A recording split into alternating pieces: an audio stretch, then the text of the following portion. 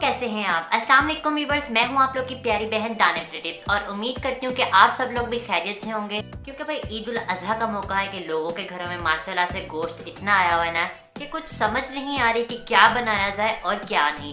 लेकिन आज मैं आप लोगों के साथ एक अपने घर की मशहूर तरीन रेसिपी शेयर करने जा रही हूँ, जो कि हमारे घर में बहुत शौक से खाई जाती है और बनाई जाती है। हमारी टोटल फैमिली इस रेसिपी को बनाती है और इस रेसिपी को फॉलो करती है। आप लोगों ने थंबनेल तो देख ही लिया होगा। आज हम घर पे बनाने जा रहे हैं भिंडी गोश्त, जो कि बहुत ही मज़ेदार और बहुत ही टेस्टी बनता है। उससे पहले एक गुजारिश है कि अगर आप लोग मेरे चैनल पर नए हैं तो प्लीज़ सब्सक्राइब के इस रेड बटन को दबाकर मेरे चैनल को सब्सक्राइब कर लें।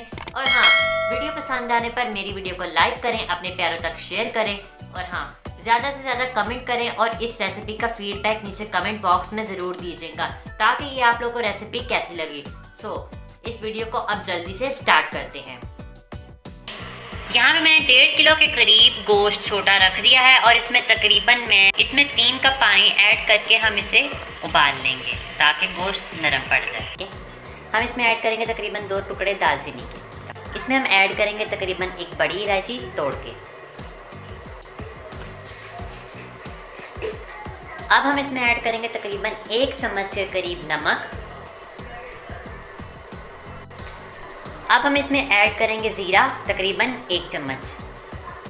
अब इन तमाम चीज़ों को आप लोगों ने अच्छे से मिक्स कर लेना है। अब हम चूल्हा ऑन कर देंगे और इसे हम तकरीबन आधे घंटे के लिए पकने के लिए छोड़ देंगे। यहाँ पे आप लोग देख सकते हैं तकरीबन आधे घंटे के बाद पानी मुकम्मल खुश्क हो चुका है, यानी कि अभी थोड़ा बहुत पानी रह गया है और गोश्त ने अपना रंग ब्राउनिश सा कर लिया है।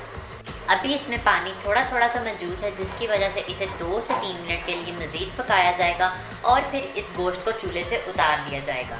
तो यहाँ पे आप लोग देख सकते हैं कि मेरी मदर ने गोश्त को जो सा है एक प्लेट के अंदर अलग से निकाल लिया है।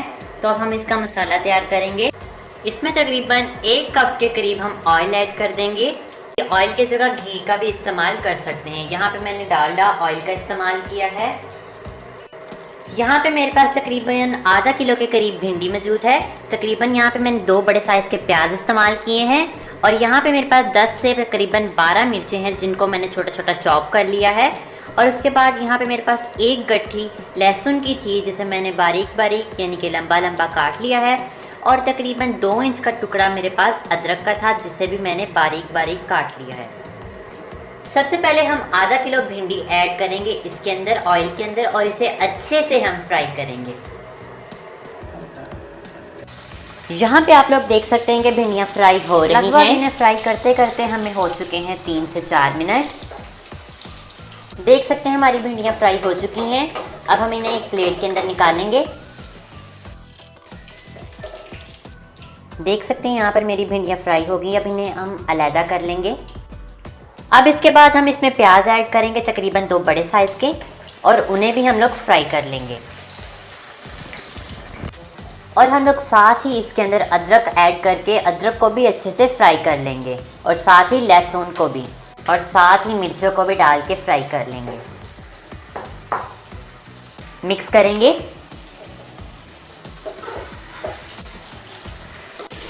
अब इसे 5 से तकरीबन 7 मिनट तक अच्छे से फ्राई होने के लिए छोड़ देंगे। आंच को बिल्कुल स्लो रख के फ्राई करेंगे।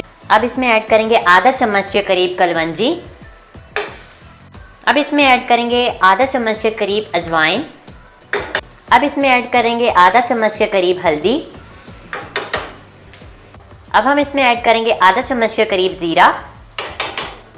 अब हम इसमें ऐड करेंगे आधा चम्मच नमक। अब हम इसमें ऐड करेंगे 1 चम्मच के करीब गरम मसाला।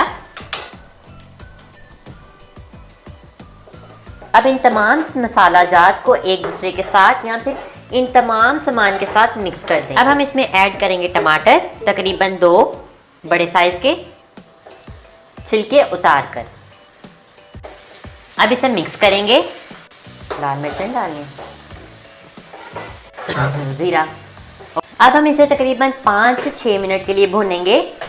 बिल्कुल लो फ्लेम पर आ रहा है।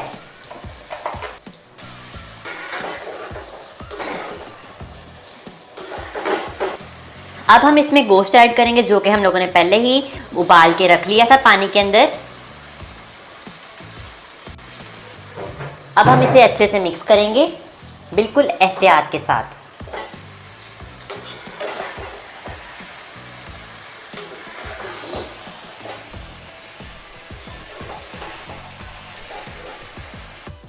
अब इसे हम तकरीबन 2 से 3 मिनट के लिए हल्की आंच पर ढक्कन देकर दम पे लगा देंगे।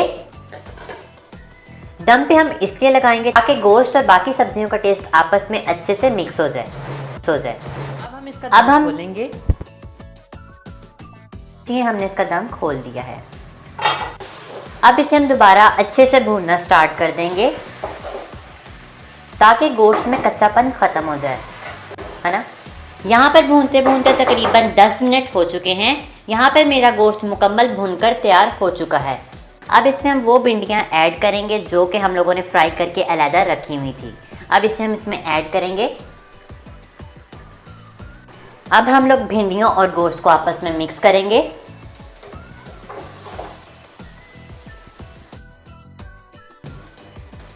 लीजिए, हम लोगों ने भिंडियों को अच्छे से मिक्स कर दिया है गोश्त के साथ।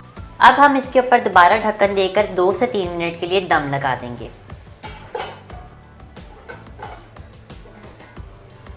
बिल्कुल हल्की आंच पर दम पे रख देंगे। यहाँ पर तकरीबन 2 से 3 मिनट हो चुके हैं।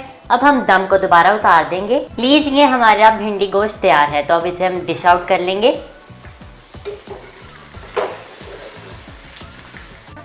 अब हम इसे डिश आउट कर लेंगे।